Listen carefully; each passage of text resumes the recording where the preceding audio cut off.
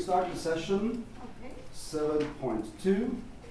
We have 4 presentations. The first one is Eastern European Wine Industries, two-prong approach to marketing from John. Then we have Wine Trails in the Czech Republic, which will be presented by Martin. Profiling the new wine consumers in Poland, presented by Renata. And the fourth is Das Terroir Meta, presented by Mariana. I hand over to the first presenter. Thank you. Okay, I have a large. There you go. So, my name is John Huddleston. I'm from Central Washington University. This is a presentation that's actually taken out of research that was done to create this book, which looks at basically is looking at. Let's see, is that forward? No, opposite. Looks at the Eastern European wine-producing countries of the ex-Soviet, ex-communist countries.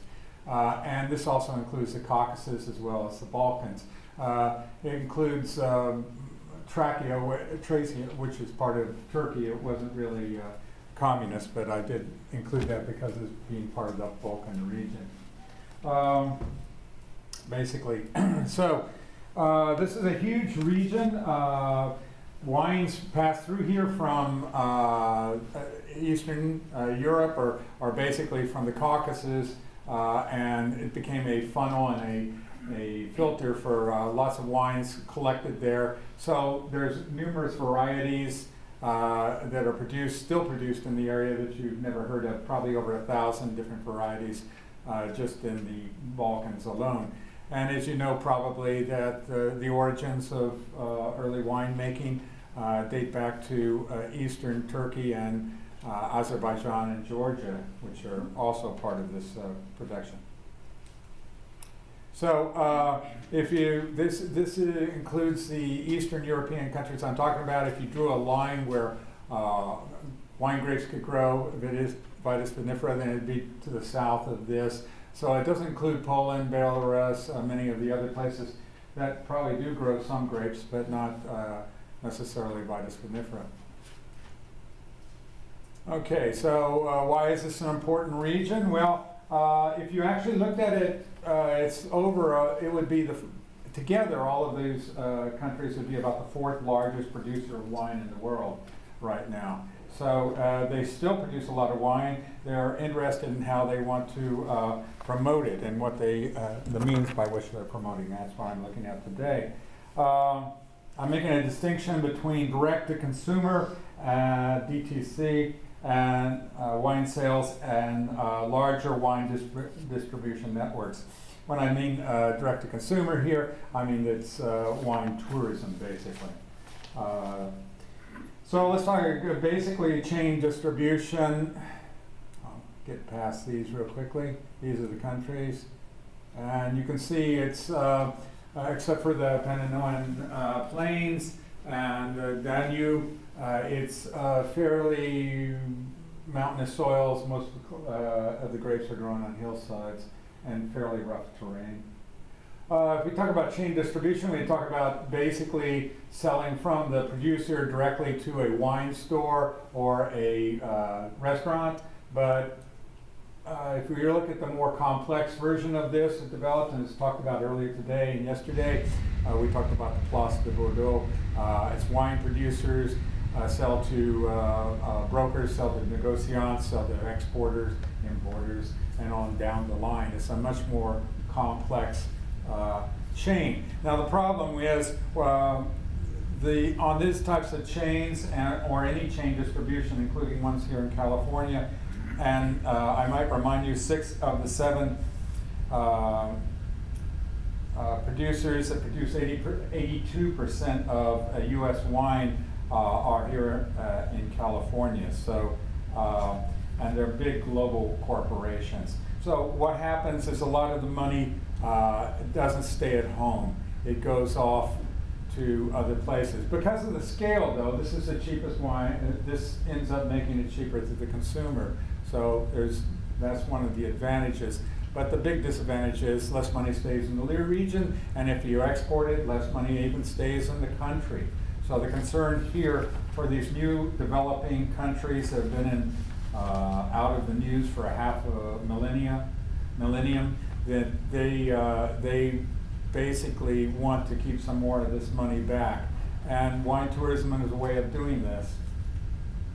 There might be an advantage, by the way, in chain distribution and scale. Because of large scale, you can actually, it might be more green. Most of the profit direct to consumer stays within the region. We've talked, we've had several sessions on wine tourism. Tourism visits to the winery that often support all sorts of other entities in the region. France has been especially good at this. But I should mention that California, within California, just a second, datum here. Within California, the wineries that are under 5,000 cases, such as the Hamel winery we visited yesterday, derive about 68% of their revenues from direct sales. So direct sales, in their case, they have wine clubs. But in the case of Eastern Europeans, it's mostly to bring in wine tourists. And the same is true for places like France. So if you look at small winery tourism in France, there's a huge number of wineries there, 87,400 independent winemakers, another 85,000 wine growers. Over 500,000 people in France are actually in the wine business. So keeping the money there is very important. 24 million visitors to the wine regions in France. And actually I've been seeing bigger numbers in some of the reports here.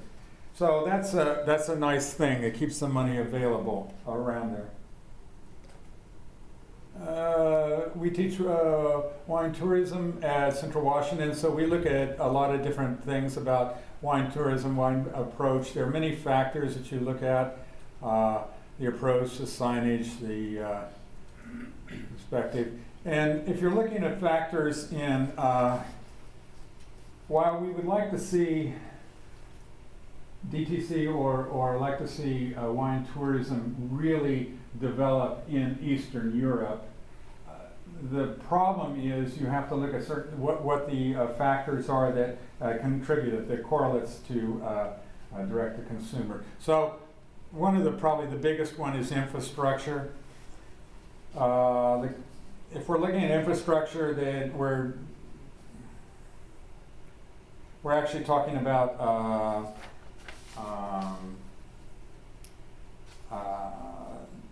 in this case, we're going to talk about infrastructure, social attitudes, social historical attitudes, geopolitics, and government. But if we're looking at infrastructure, we're talking about roads, and roads is really the first requirement for good wine tourism is to have a good road system.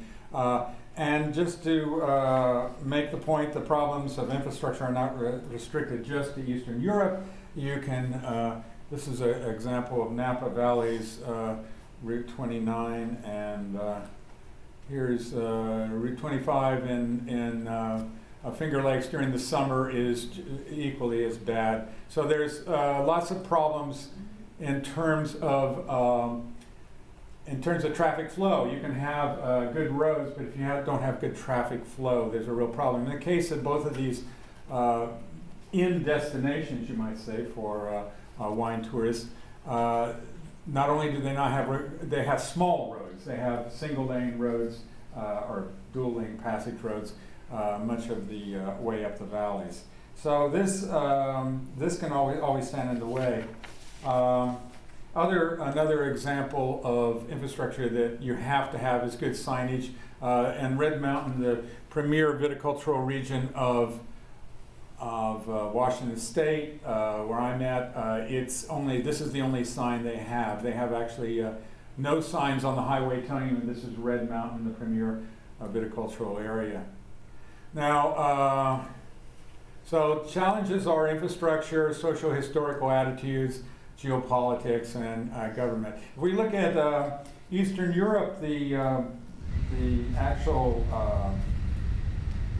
some of the countries have very good road structures. Croatia, Slovenia, Czechia, which is now adopted by Czech Republic, Slovakia, Hungary, and maybe not so positive is that there is a major thoroughfare, highway, tollway, autobahn, whatever you want to call it, across Eastern Europe, but it's never really quite been finished. So the idea is to go from Vienna all the way down to Thessaloniki in Greece within about 12 hours.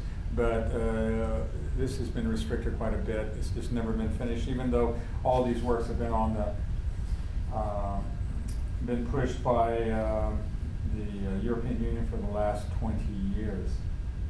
So getting high-speed roads through there is a real problem in the southern part of this. If we were to go to Caucasus, it's even worse.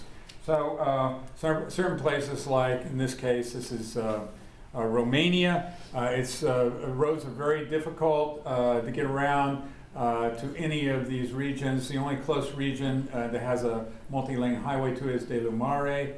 So it puts it within an hour of the capital, Bucharest. The same problem you have in Bulgaria with Sofia being so far from any of the wine regions that it's almost better to fly to the small places. The worst situation of all would be Albania,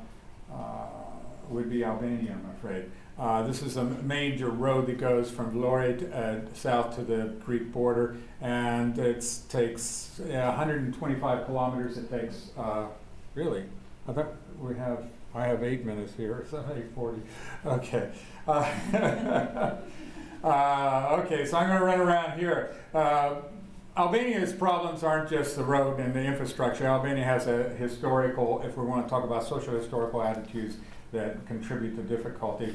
They went through, after the last half millennia has been difficult for them with Ottoman control, then followed by Serb taking over the country for a while, then the horrible conditions of World War I, followed by a Second World War with Mussolini taking over, and then 50 years of a Stalinist maniac, Enver Hoxha. So it's been a really difficult time for them, and it's no wonder that after all of this, they do not have a wine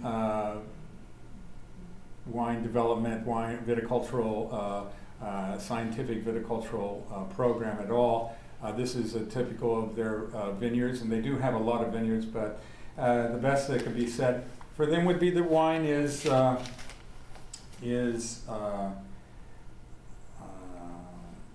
made is part of a cultural thing, but it's really not anything scientific about it. The lack of communication and distrust amongst the people of Albania has resulted in basically a failure of the commons. This is one of the rivers that floods every year. You can see all the bags, plastic bags and trash that sort of hang in the trees there. So this is difficult. They're the furthest away from any wine trails. But this in Romania would be a similar type situation. The different,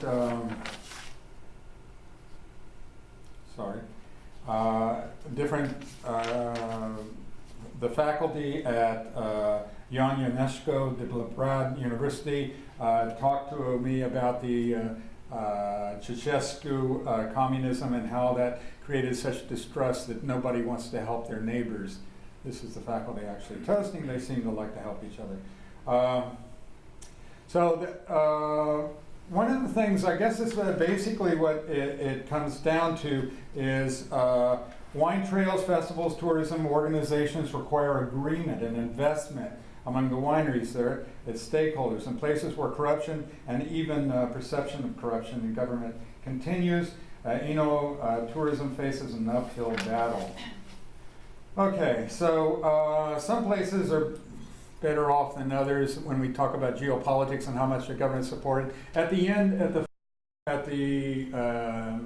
of communism, when all of the cooperatives were disbanded and everything. There were problems in many of the countries. Some of them are more successful than others. This is Czech Republic, Slovakia, Slavonia, and Croatia all had very good. This is PZ Poshep in Croatia. They've turned 100+ member cooperative, kept it going by investment from the UN and other people, bought new machines, and everything has sort of been working well that way.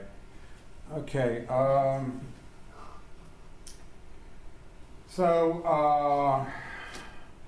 one of the problems you have is Gorbachev in the 80s, even before the fall of communism, had tried to put Russia on the wagon, so they actually encouraged ripping out vineyards all throughout these communist countries, and it ended up, this is an example of a vineyard in Bulgaria that nobody knows who owns it. Part of the problem is the people left, disappeared, and nobody can really find the ownership of these lands anymore.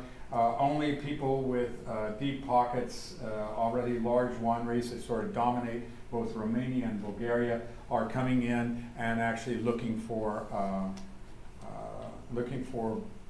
buying up these places. They have lawyers that they can pay for to do this. So this is a major change.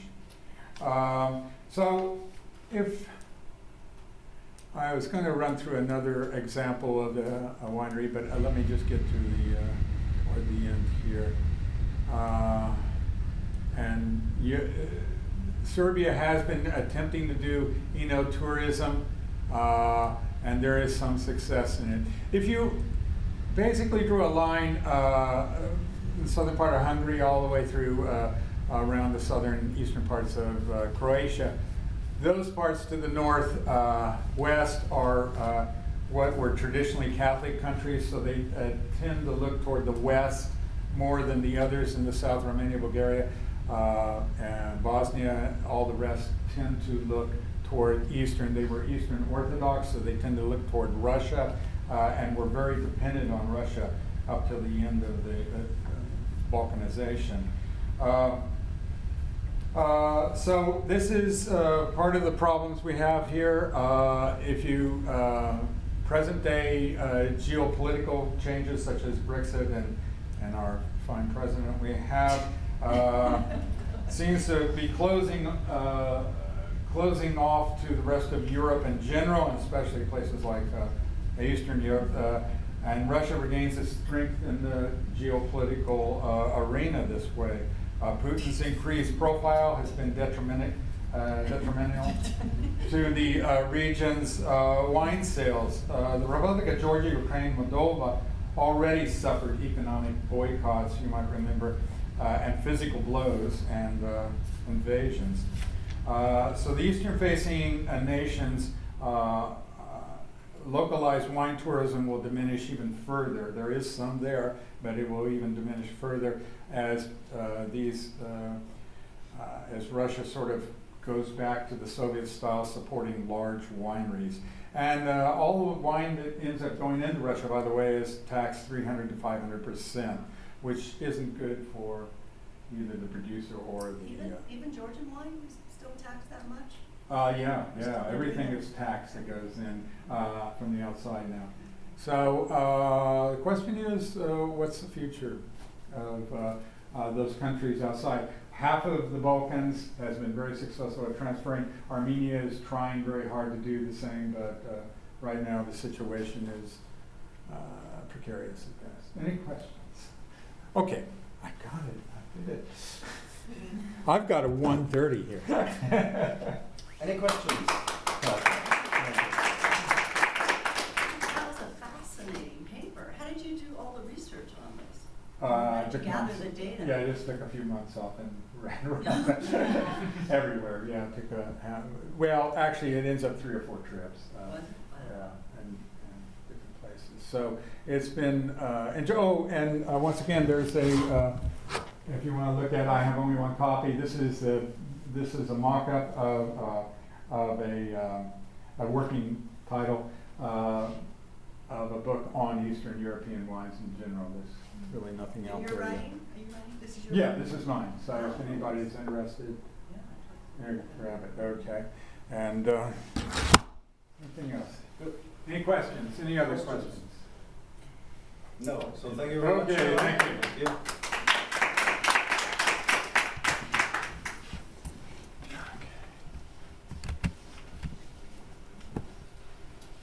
Martin's turn.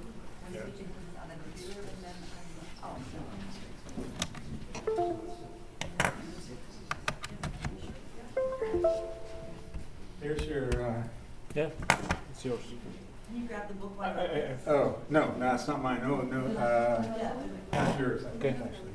No, this is not mine. This is mine. So just keep it. Okay. You need the one USB for the presenter one.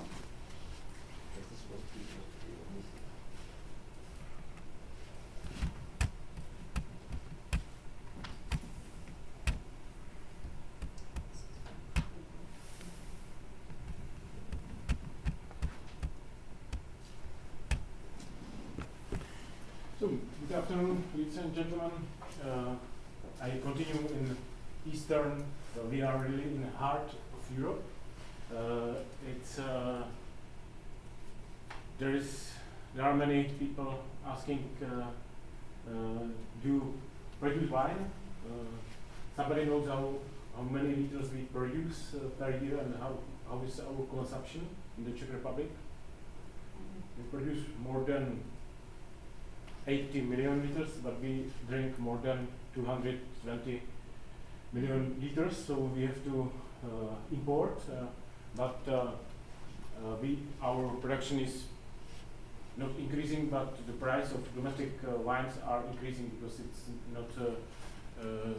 not cheap wine. So it's a better situation than 20 years ago. We have two main vineyards area, Bohemia and Moravia. Moravia is near to Austria, and there are 96% of vineyards. So my topic is wine trails in the Czech Republic. So mainly we speak about wine tourism and wine trails only in southern Moravia because there are vineyards, there are winemakers. Now wine region Moravia was supported with many projects of development with European funds. We have a similar history to Austria because they entered to the European Union in 1995 and we entered to the European Union 2004, and there were restrictions after entry to the European Union to stop new vineyards, and before we catch to establish 11,000 hectares of vineyards. So it's more than half. We started in 2003, 2004. Now, wine tourism is really dynamic growth of income and dynamic of tourism. People are by bicycle, they are sleeping there, they are eating, they are drinking wine. But 20 years ago, it was another situation, and there is, first of all, when I take something about our research, information about our research, I would like to tell you about the way how to get it. So 1998, first project started with EU funds and partnership foundation. This partnership foundation is Czech-US cooperation, so it's interesting that we cooperate 20 years ago. But it was only a technical solution of science and math, and 1995 we have first wine law. So it was a situation that there are only 5 producers, big producers, 20 million liters per year, and no middle companies, no small wineries. So what you can do when you have a bicycle and go through wine trails, nothing to do, so no services, and if you want to buy wine in a small winery, the situation could be like here, that they take a bottle or plastic bottle and pour wine to the bottle, and you go ahead. So nothing connected with viticulture and winemakers' culture or some services. It was 20 years ago, and last 10 years it was really dynamic growth. There are significant shift from quantitative orientation to quality. And 1997 we have 11 liters per capita consumption. Now we have 22 last year, so it's twice. And it's 11 liters when in 1990? 1997. Okay, wow. 11, yeah, it's double. But it's in connection with lifestyle. People drink. We are still number one in beer in the world, but we drink a lot of wine than spirits, and changing food and lifestyle. So there is the year 2004. It was very important because there are a number of new vineyards. It was like hurricane. Everybody have to buy land, and everybody have to buy plants and start to make registration of small or middle wineries. So there are a number of growers was from 400, 600 to more than 16,000. So after now it's no restriction. You can plant a vineyard, new vineyard, but reconstruction or new vineyards are continuing in this level, not in a level of 2004. We have also educated. It's there is no holiday for education in wine, but we a little bit educated consumers. So now consumers are not oriented only for brand of Middle Thurgau or Grüner Veltliner or Sauvignon Blanc or Blaufränkisch. They are oriented to have Blaufränkisch or to have Pinot Noir from region, from the winemaker. So we create some new brands, and we would like to educate and continue, because it's very important. If consumer is educated,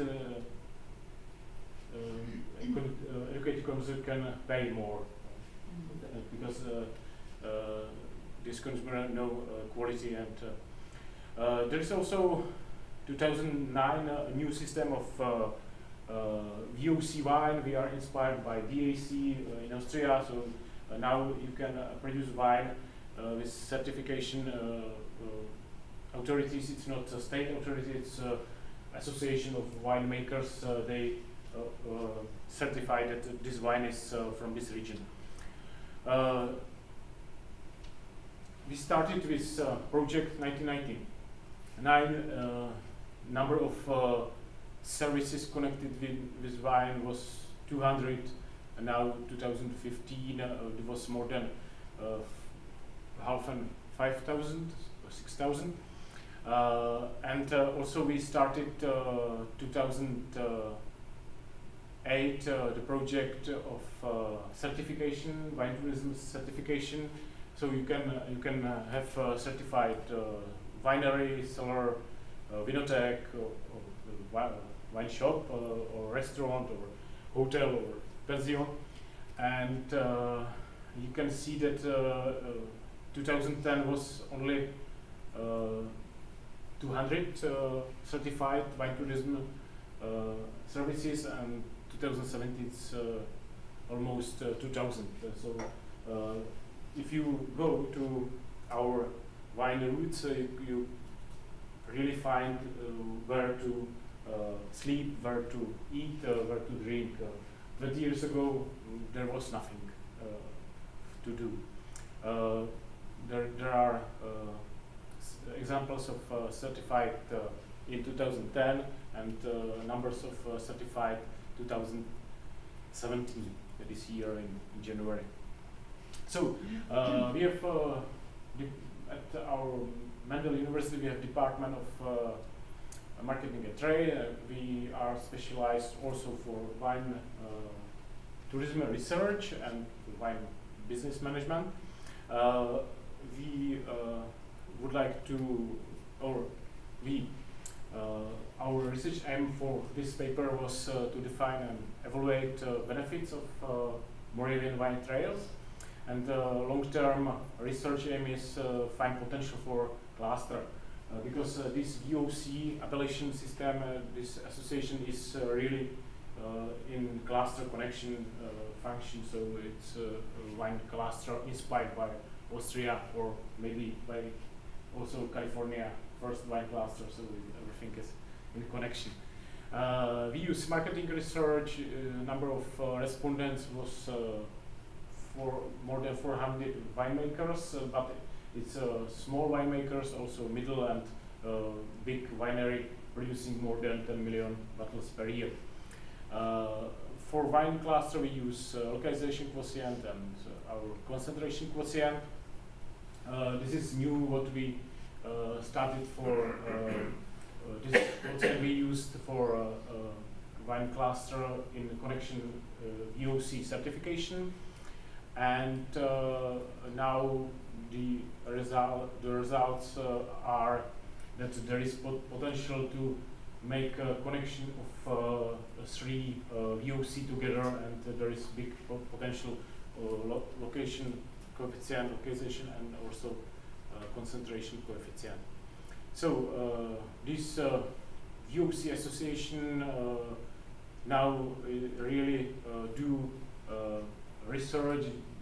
They make joint marketing, education, and results of our research. We ask wineries if these wine trails are advantage, and if there is more than there are more visitors, more guests than before starting the project of wine tourism certification or wine trails certification, and you can see more than 50% response is that it's very useful. They have more guests. They have higher quality, and only one thing is that there is not good communication between authorities and winemakers, because it's many bureaucrats and no support from the state authorities for because bureaucrats think that they are here not for us, for winemakers, but opposite. Winemakers are here for bureaucrats. So this is only one negative response. It's communication with authorities. So everything is going that we have almost zero unemployment in this branch. So we can find no winemaker, no new waiters, nobody. So we need some immigrants, but it's very now hard to communicate this. But multiplication effects is in this growth really, and impact of other sectors connected with binaries could be new research project. Thank you for your attention. There are my contact if you have anything. We have winery Proquin. You have tasted last night our bottles. We produce classic metal sparkling wines. You are welcome. It's Parallel 49. Parallel 49 goes through Reims and only our village, so you can find it. And because there is no holiday, this wine education, I found in California these two very important things, that if you drink 2 or 3 glasses per day wine, you risk reduce your risk of giving a shit. And second very interesting was food. Good friends offer advice, great friends offer wines. So it's mine new research in California. So thank you very much. If you have any questions.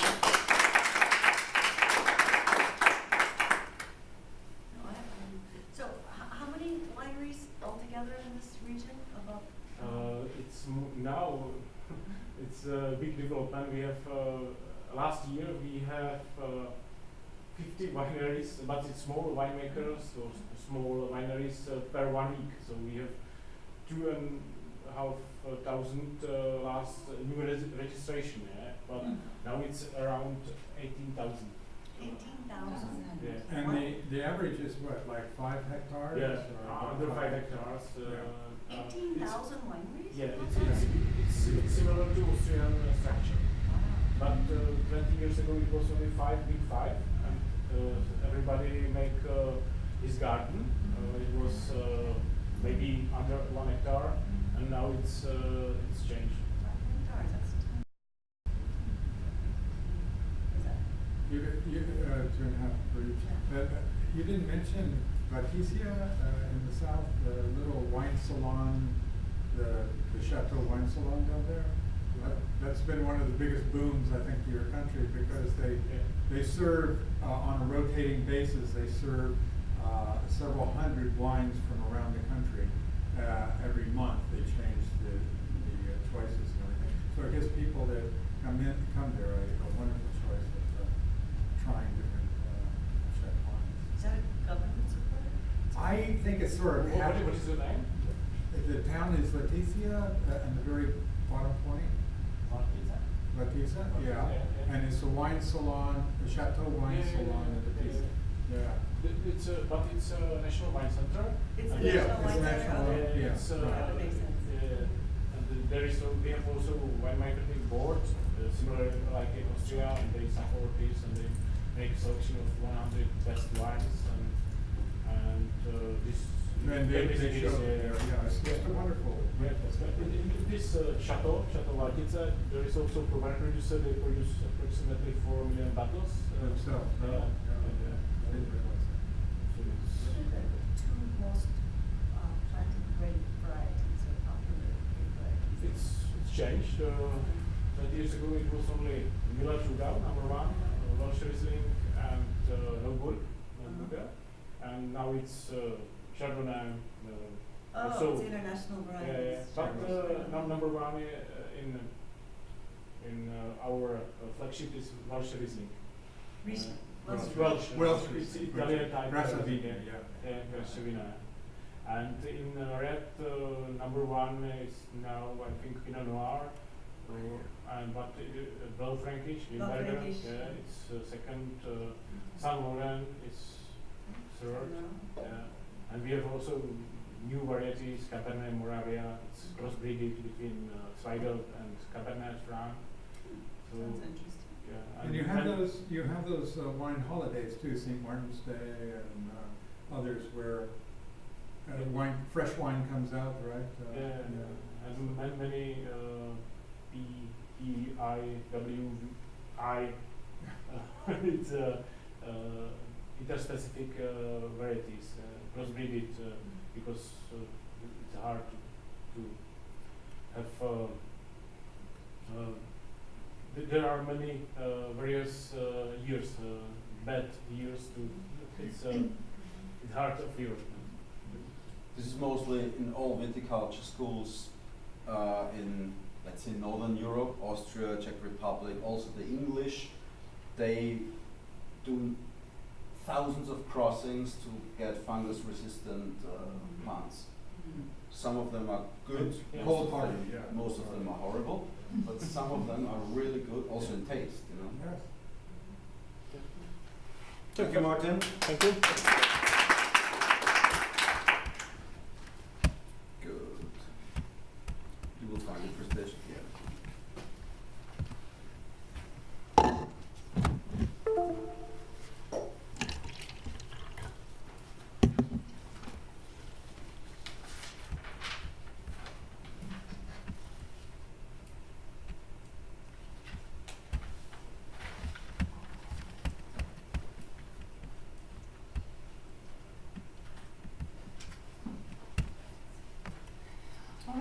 stay with the same region and change the country. So good afternoon, everybody. It's a pleasure for me to present exploratory wine consumer behavior in the transitional market, the case of Poland. My name is Renata Schäfer, and this research and paper was done in cooperation with my dear colleague, Dr. Janine Olsen and Dr. Ruth Tosh. So thank you so much for your support. And actually, it was a great pleasure for me and joy to write about Poland and wine market in Poland, since we are witnessing a lot of changes, a lot of development there. So what is The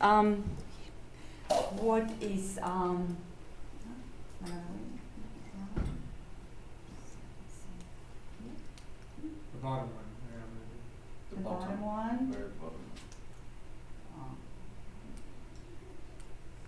Maybe the program is not compatible. Is this for this computer? No, this is It was working. This was working. Somehow slow. I think the stick has Oh, to the go stick in there. needs to be in. Yeah. All right, now it's working. So we will start with the characteristic of the wine market in Poland, and then go to the research, theoretical background, exploratory consumer behavior concept, followed by research question, methodology, findings, and conclusions. So the wine market, actually grape wine has been a true discovery for Poles since the economic transformation in 1989, but particularly since the full membership in 2004. So Poland joined European Union the same time as Czech Republic. We are located here in the heart of Europe. There are several countries that actually think that we are in the heart of Europe, but it's really close. Czech Republic, Slovakia, in this region, practically at the border, and the eastern border of European Union. So the whole, what factors contributed to this dynamic growth? Definitely changes in terms of consumption patterns, and Western alcohol consumption patterns was one of aspect of this, but general consumption patterns as well.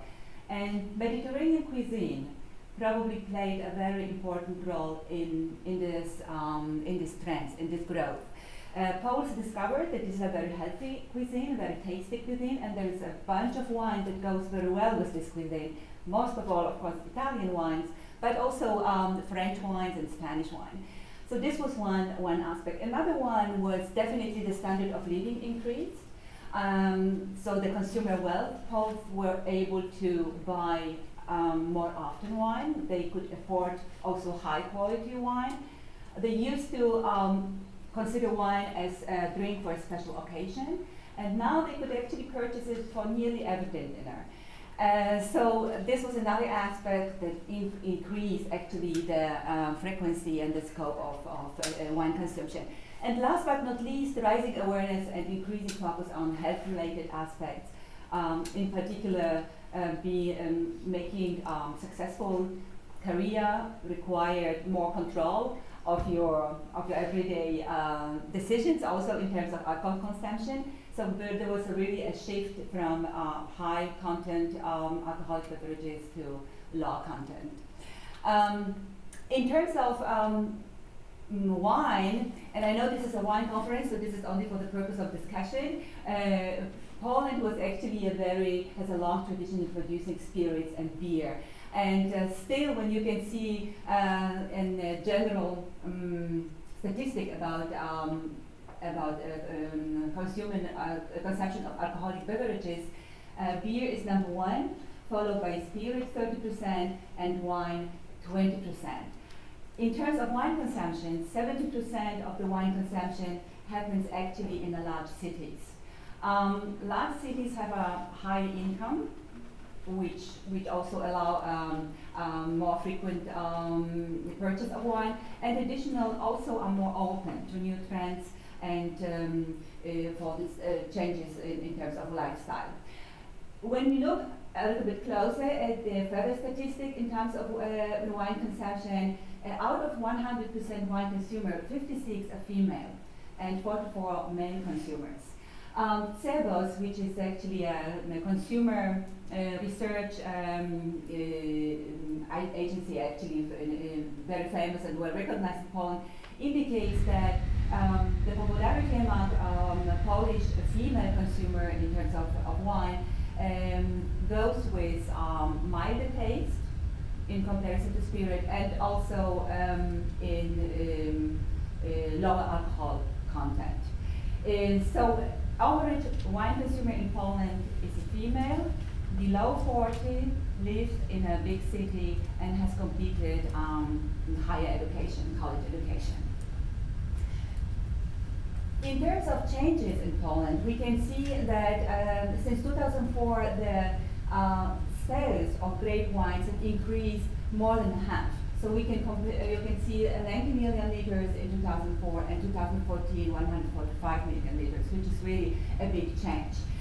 This is why sometimes we can see now this Polish symbol, which is a white red eagle with a glass of wine instead of drinking something else, right? But when we look a little bit in a bigger context, it is still a small market, right? It's still a market that is at the early stage of development. It has a lot of years to reach the full maturity. So we can clearly talk about transitional market. And when you also look at the consumption average Pole by 7 liters and spend approximately 30 euros, in comparison, even our direct neighbor in Germany, 28 liters and spending about 180 euro. And there is much higher, of course, data in this regard in Italy or France. The purpose of our research was to investigate the different level of exploratory behavior among Polish wine consumers in order to determine their characteristics and values.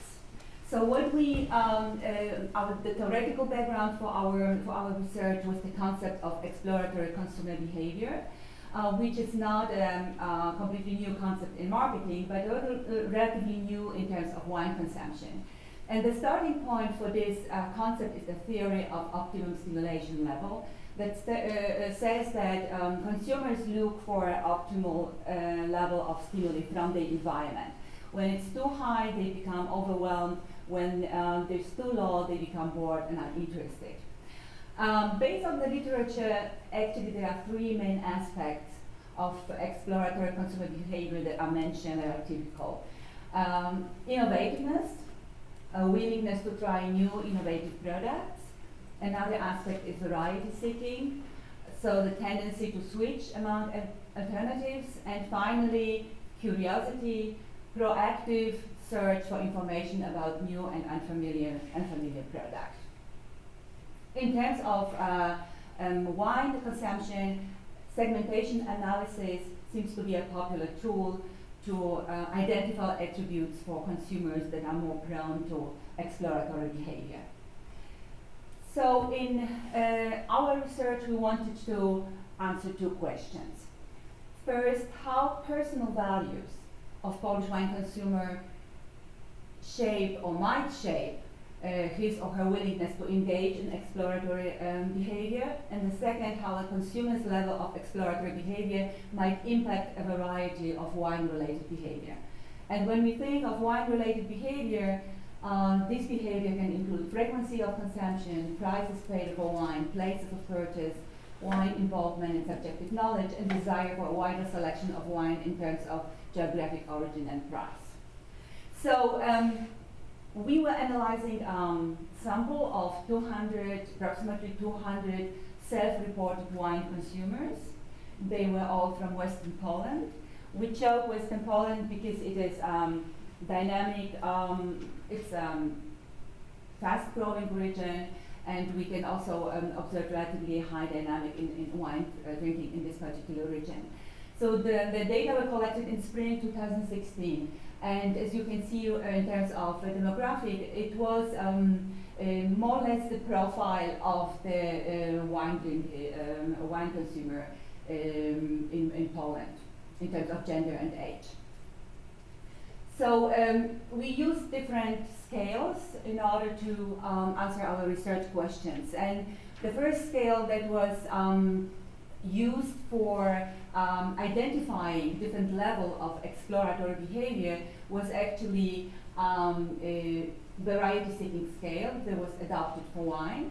So we used these 7 items and asked our respondents to to express their disagreement or agreement with this particular type of behavior in the 5-point Likert scale. Then, based on the data, we categorize consumers in a high, medium, and low level on wine exploratory behavior. And finally used ANOVA to identify some differences between these two groups, between the three groups. Another important measure that we used for this study was we wanted to see what is the relation between the level of exploratory behavior in wine consumption and personal values. If personal values somehow influence the willingness to engage in this type of behavior. So we used the Schwartz value inventory for personal values. We also used the scale, typical scale for wine involvement, how important is the wine in their life, subjective wine knowledge, so we asked them to estimate their knowledge in terms of wine. And finally, wine purchasing behavior in terms of price paid, place of purchase, and preferred wines time together with the origin of wine. So based on these measures, the template was a SurveyMonkey template, so there was quite a lot of questionnaires that we asked consumers to answer, and finally, based on the findings, based on the analysis, we came to the following conclusions. In terms of Polish context and in terms of this particular sample, we could not see the direct connection between different levels of exploratory behavior in wine consumption and demographic, like age or gender, education and income. Maybe a little bit bigger sample will give us a clear picture, or also sample from different parts of Poland. But we do observe a clear connection between consumer values and engagement in wine exploratory behavior, and also how different type of wine-related behaviors. So one of the group with the highest level, of exploratory behavior, it's important for them to be creative, to have fun, to enjoy life. They are not so concerned to behave properly and are willing to take risks, so not so worried about doing the wrong things. This is in terms of their values. They are also very much more knowledgeable about wine and much more involved with wine. They are not afraid and they are eager to try new things, but they are not satisfied. They are not satisfied with the current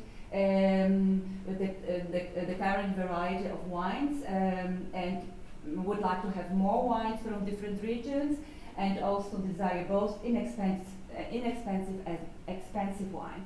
What is very characteristic in Poland, when we look also at some other sources of information like Euromonitor International, in Poland we can see two different trends, so to speak. So it's still, because it's emerging markets, it's still a very high sensitivity in terms of value for money.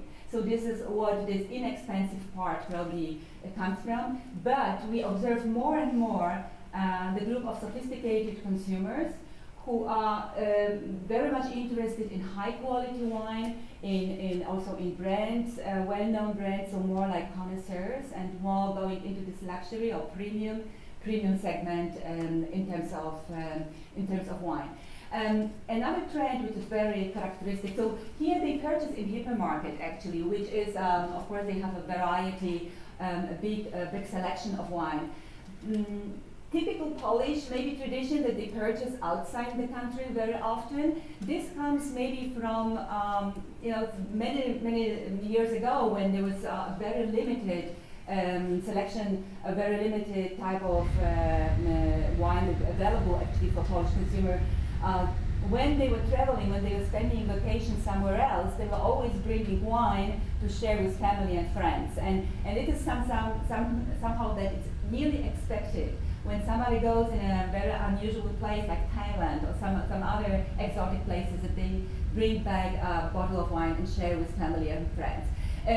But what we can observe in Poland right now is that because the wine is such a new discovery for Polish consumers, and also because they still have the feeling that they don't know much enough about it. So what is now what we can observe that in many hypermarkets, but also discounters, there are like temporary offers, like French week, Spanish week, Italian week, with medium range price wines that are offered together with a well-designed educational campaign.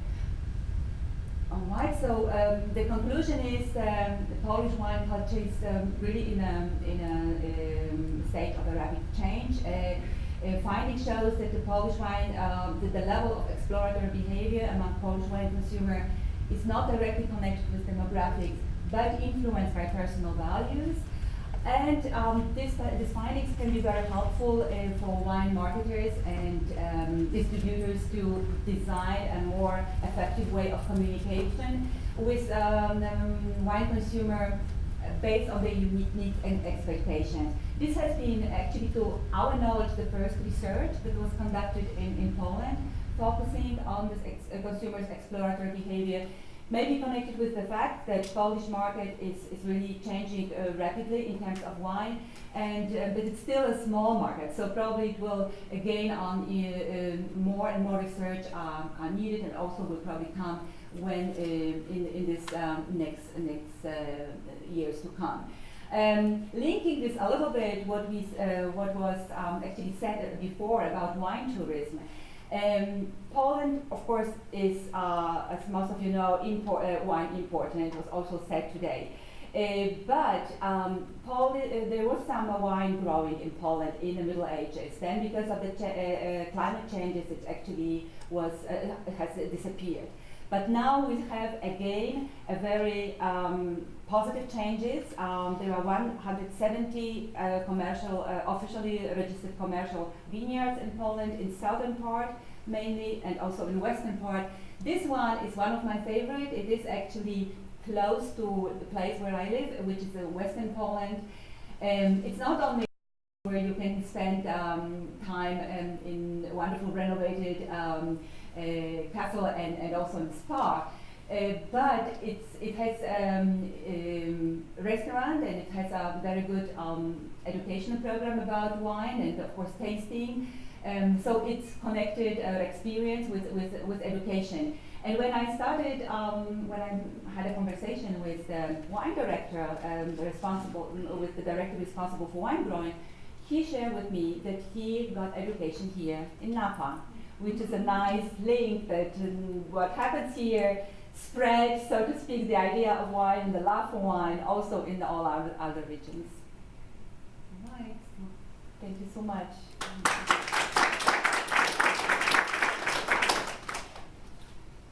Yes. To make the Americans in the room jealous, please go back to the slide where you have the photo with the legal offer of wine, and yes. tell them the exchange rate of zloty yes. and dollar. Yes, yes. This is so this is what you don't believe this is that these are dollars, huh? Right. These are not. These of course is zloty, and €1. Well, let's say $1 is about 4 zloty. So divided into 4. Three, It is actually not a bad wine. This is what I was saying, that this is these temporary offers that they have, a relatively good collection of medium level wine from different regions that are in this particular offer. So very often they organize like French week or Italian week and present wines from this region. But when you compare, of course, to the prices here, this really is so much. This is a Lidl store? This is a Lidl store. We have Lidl opening in America now. Right, so let's see if going to be the The same, legal right? wine buyers, they do a great job. It's really extremely going well in Austria. They have small wineries that they buy from, and it's, I think, the same development in Poland. Yeah. That when they have an Italian week, you have a lot of, you Right. have Amarone there and quite high-priced wines for a discounter. Right, right, that's true. I have a question. When you say the Poles will sometimes travel and bring back wine with them, Right. is it ever the purpose of the trip to go buy wine, or is it just something that happens on the side? I'm in Italy anyway, so I might as well pick up some wine. More the second reason. So they just simply have it somehow in their DNA. When they come back, when they bring a bottle of wine, it's coming from this time when it was not so easy to buy a good wine in Poland. Well, we had, of course, being a socialist country, we had a good connection with some wine producers like Hungary, Romania, Bulgaria, but they were never really this high quality wine. So now is some sort of like on a discovery tour, that they really like the taste that goes with this new lifestyle with Mediterranean cuisine, as I mentioned, so it's really good. Sorry, I missed it again, so I hope I'm not asking this, but because it's all vodka is the traditional drink, correct? Or is wine being... No, we still are very strong in spirits, so vodka is probably, you know, the pure vodka, but there are, of course, different type of vodkas. But there's always been wine drinkers and vodka drinkers. But you're not trying to teach people to drink wine. They've always had the tradition of drinking wine.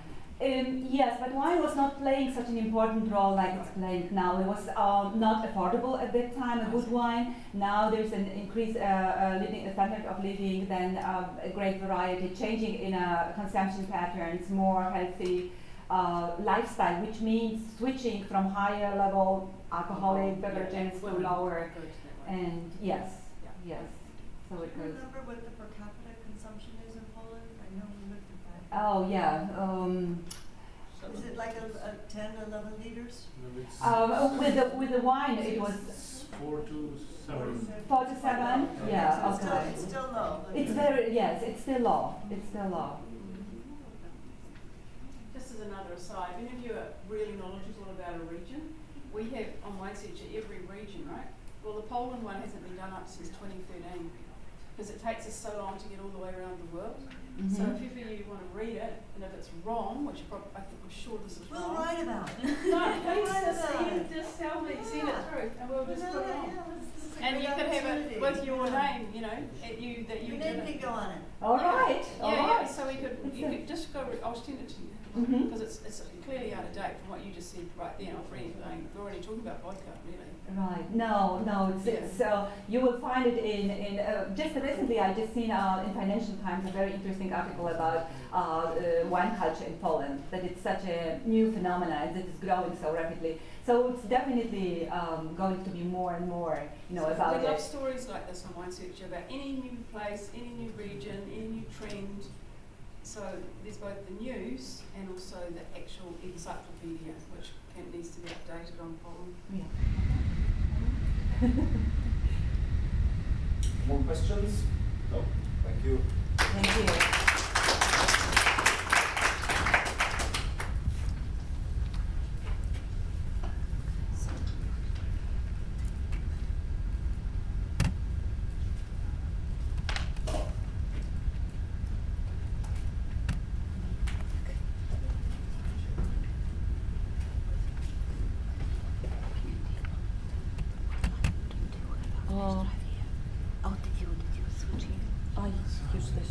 Oh, you have this? Oh, you have this? Okay. Well, it's from the computer. We just slideshow. I'll just push you.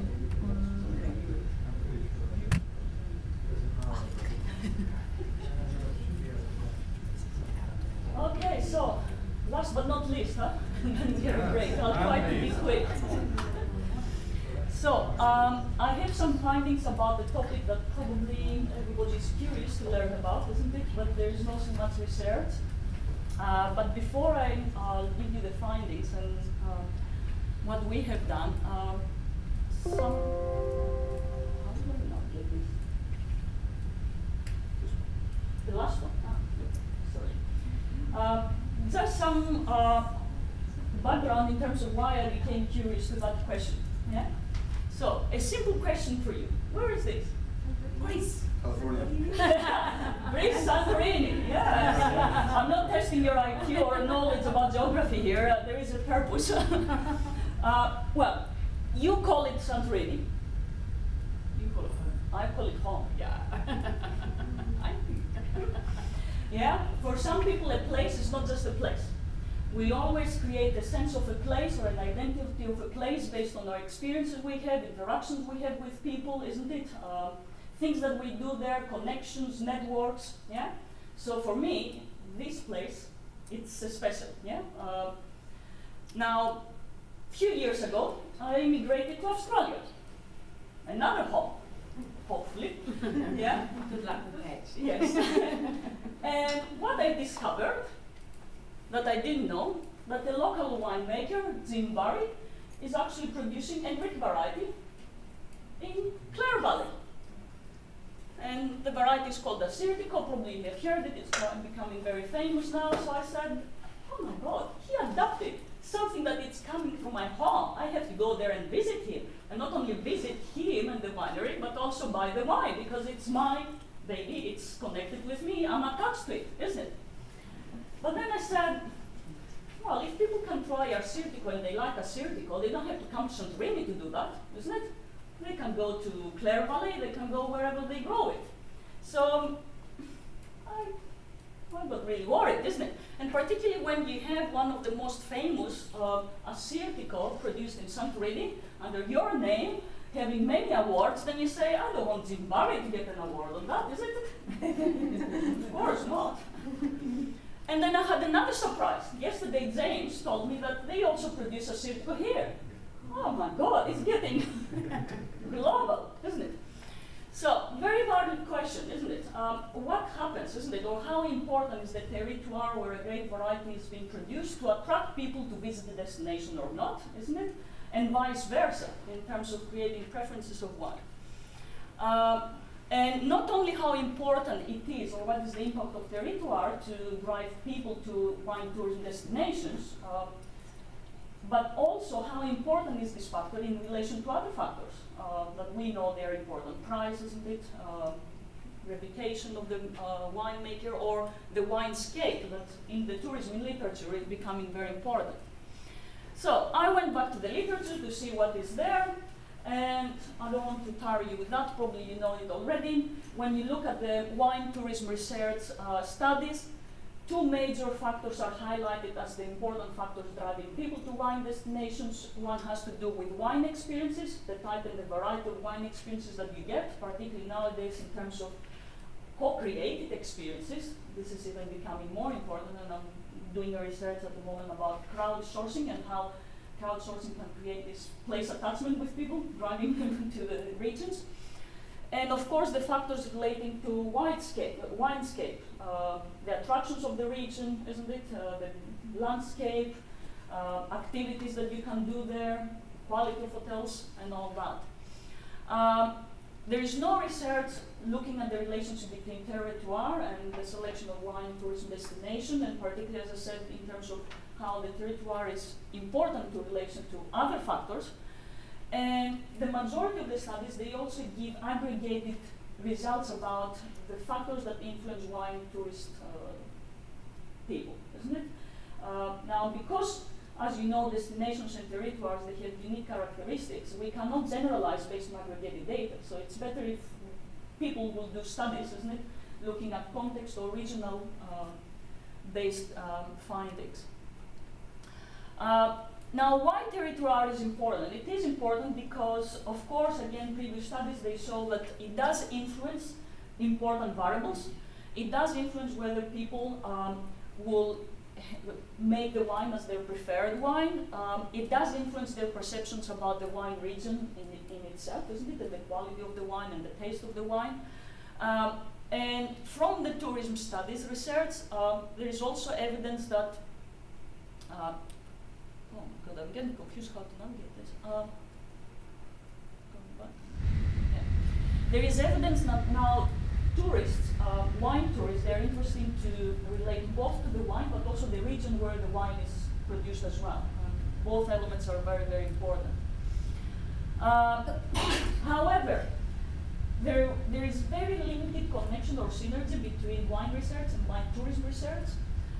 Wine tourism researchers, they have always considered involvement with wine as an important, let's say, criteria to segment wine tourists. But when it comes to wine tourist behavior, in terms of what do you do in the region, whether you purchase the wine, why you go there or whether wine characteristics are motivators, factors to go to destination, this doesn't apply. So there was a gap in the literature in terms of that as well. And of course, as you can imagine, more synergies and links between the two fields, they have to happen. So, as I said, there is a need for contextual regional studies, and as a context, I selected Greece to collect some data. Now, why Greece? Because, as you know, Greece has a very unique territoire with special characteristics, isn't it? Not only in terms of the landscape, but also the quality and the type of the soil. For many, many years, the Greek winemakers, they didn't pay attention to that. Since the 90s, we have seen many examples of Greek winemakers exploiting this to the other extreme, actually exploiting to differentiate themselves, isn't it, and to even cultivate and support the local grape varieties, because for many, many years, many Greek winemakers, they were giving emphasis to international varieties, and they were even taking out roots of local varieties, because there was the wrong mentality. But now it's the other way around. And we have actually focused not on wine consumers in general, but we focus only on the behavior of Greek wine consumers. And the reason behind that, it was because we made the assumption that because the Greeks, they're more familiar with the history, with the culture of the place, with the geology of the place, they can easier appreciate it. And the winemakers, of course, they don't have first to educate somebody on that and then persuade him that this is important and that he has to come.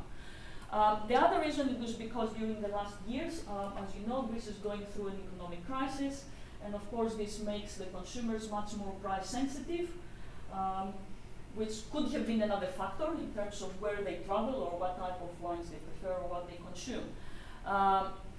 Another particularity about the Greek wine consumers, it was because, again, for many, many years, it was a status symbol in Greece to consume international wines. And that's why many of them, even if they had a famous wine in their local region, they wouldn't try it or buy it. And that's, as I said before, it has driven many Greek winemakers to invest in international varieties as well. But then during the crisis, everything has changed. There was a campaign by the government as well, support Greek products, support Greek companies. So that was another reason that made us more curious to see how the behavior of the Greek consumers has changed, if it has changed. We collected data during an international wine exhibition in Thessaloniki in December 2016. It's a quite important one, attracted many people and participants. However, the place where we actually collected the data, it was during a Master of a Wine event. And the reason I'm saying that is because it has influenced in some way the type of people that gave us responses. As you can imagine, they were not just wine interests, they were wine lovers, yes. Highly involved in the wine, but yes, at least we know who they were. And we got 80 fully completed responses to our questions. What about their profile? More or less balanced in terms of gender, relatively young. As I said before, they are really highly educated in terms of wine. They had at least one type of education seminar, workshop, wine tasting, whatever that was. 76% of them, they declared that they were a wine lover. And in terms of income, you see there is a good spread in terms of low, middle, or high income. Now, don't be impressed about these numbers. That's, salaries have gone down considerably in Greece, and we were never highly paid anyway. But that's very typical now. What did people reply in terms of what are the characteristics of the wine that they make them consider wine as their preferred wine? We asked the question for both white wines and red wines. Now, as you can see here, on the 5-point Likert scale, the most important factors, and 5 it was the least important, are factors that they relate to the intrinsic characteristics of the wine, meaning that the territoire can make a big difference for them, isn't it, to consider wine as their preferred one. Whether they know the winemaker or they have visited the winery, it was not considered that much important. This factor is also interesting in terms of whether a grape variety is Greek one or international. responses are more or less neutral, which is better than many years ago, whereby they considered just the international grape varieties as the good wines, and the Greek ones. And the other variable, again, which was quite interesting, it had to do in terms of the no additives. People consider that as important, which means that organic or sustainable wine it is increasing again in awareness and preference in Greece as well. What about the varieties that they declared as their preferred ones? In terms of the white wine, Assyrtiko comes on the top. They made me happy. But you see that in the list, there are also some international grape varieties, Chardonnay and Sauvignon Blanc, which are probably the second, isn't it, or the third. And the same is true for the red one. On the top, we have a Greek variety, Xinomavro, and second one, an international. So at least there is some change of the perception in the Greek consumers, which is good. And it's good to see on the top the Greek variety as well. So what is the conclusion? More importance on the, as I said, wine intrinsic characteristics. We consider a wine as a preferred one, so hopefully this can drive people to the region of the wine as well. Greek consumers, they have become more educated as wine consumers. They pay attention to the most important elements that they can make a wine quite interesting. And that's why I said before, many Greek wineries and winemakers, they give emphasis now on their territoire to distinguish themselves in terms of what wines they produce and to use it as a marketing, let's say, message to drive visitors to their places as well. Key messages, invest on organic wine is important, invest more on indigenous varieties, which was not perceived as important many years ago. What about competition coming from other regions like Clare Valley or here? What the Greek winemakers, as you imagine, they need to emphasize is that the territoire can really give a different flavor, of course, and uniqueness, isn't it, and authenticity to the wine. I actually tasted the Assyrtiko last night. If you want my opinion, if that counts, it was wine, but not Assyrtiko. So territoire really does make a difference, at least from what I have experienced, and I've done the same in Clare. Yeah, but I want to go there still, isn't it? Not for the wine, but for the other reasons I mentioned before. Now, what did people answer when we asked them whether they want to go and visit the wine destination of their preferred wine, which is again declared preferred based on the characteristics of the wine itself? All of them, they said, yes, we want to go to visit the origin of our preferred wine, isn't it? But then when we asked them to run the different factors, we came to a very interesting conclusion again, that most of the important factors that they declare, they relate again to the territoire of the wine production area, the vineyards, the grape wine area, information about the territoire or to discover the local grape variety, and the touristic factors relating to the winescape about attractions, accessibility, quality of hotels, hospitality, they're the ones that they are reported as the less important. Which again, it makes the message here that again, the territoire can be used as a factor to drive at least the wine lovers here, because that was our audience and respondents, to go to a wine destination. Now, as you can imagine, there are many limitations. To generalize, we need a much wider audience, isn't it, in terms of profiles of people, international as well. Our sample was based on Greeks. I think the results will be different if we ask the perceptions of international wine consumers. For the Greeks, it might not make a big difference if, for example, the tourism infrastructure is not quality-based, or there are not attractions to the region, isn't it, to go there or not. But for international tourists going to a region and have nothing to do there, isn't it? It might be important, I would assume, isn't it? Or the quality of the hotels. So the winescape factors, I would assume they are going to be more important.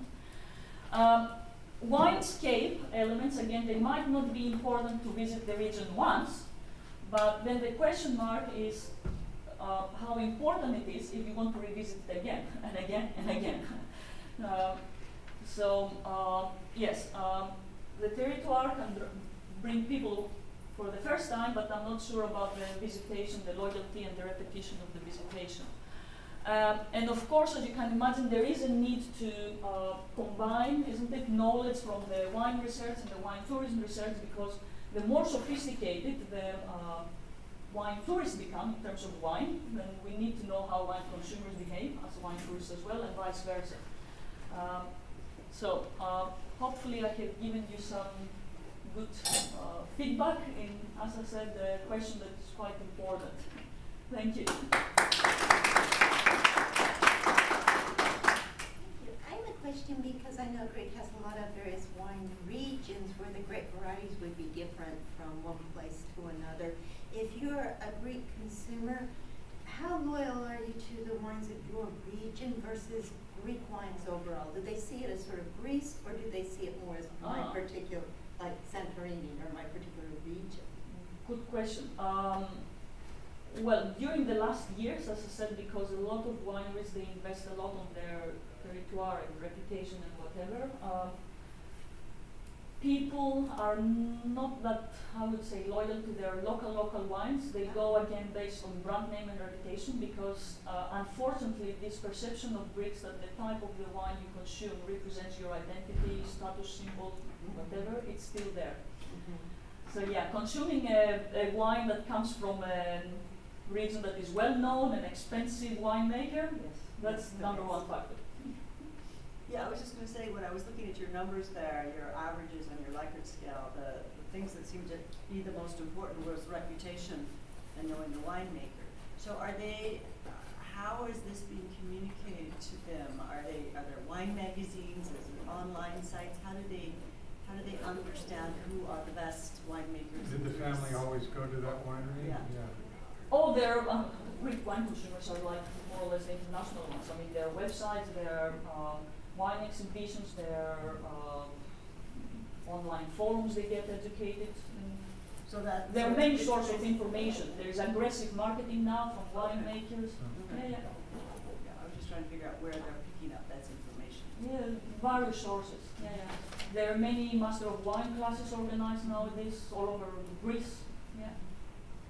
But they all work in London. Because so many is. And I would say the restaurants are doing very good job as well, because for many years they used to again have on the labels of international wine producers. Now they are introducing more Greek winemakers. So. And they travel. I just went to a Wines of Santorini tasting in San Francisco. It was fabulous. All the top winemakers of Santorini were there. They did a fabulous presentation, and then they had a lunch paired with octopus. Was that last year? Grilled octopus. No, it was this year. This year? I went in April, May. It was recently. Yeah, it was great. During the last years, the export of Greek wine has probably tripled.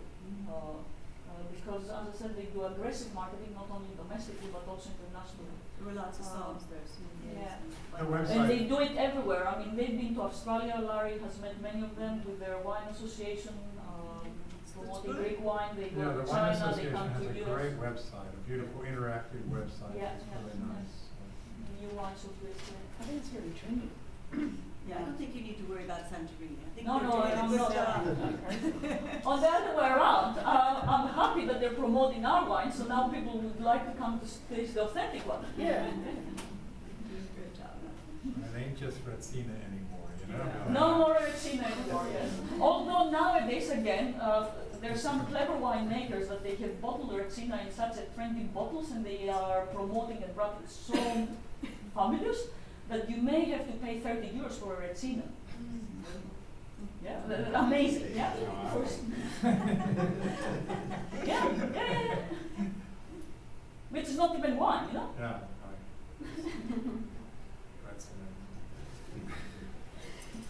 Any more questions? No. Thank you very much. Thank you.